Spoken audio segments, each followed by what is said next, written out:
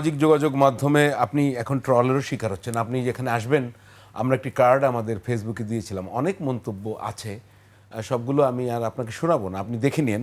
একটা প্রশ্ন করেছেন মোহাম্মদ জামাল উদ্দিন, নির্বাচনের আগে আপনার স্ত্রীর নামে 2,52,00,000 টাকা ইসলামী ব্যাংক থেকে বিনা জামানতে ঋণ নিয়েছেন। আসলে কি বিষয়টা এরকম, বা কোনো ঋণ নিয়েছিলেন আপনি? হ্যাঁ, ঋণ নিয়েছেন। আমার ওয়াইফ একজন চক্ষু বিশেষজ্ঞ ডাক্তার।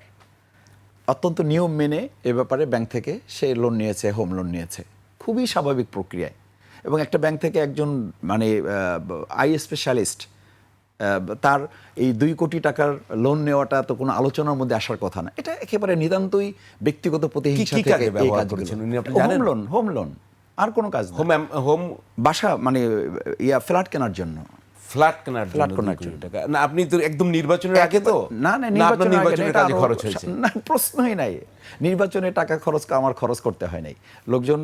লোকজন খরচ করেছে। আমি বিরতিতে যাব।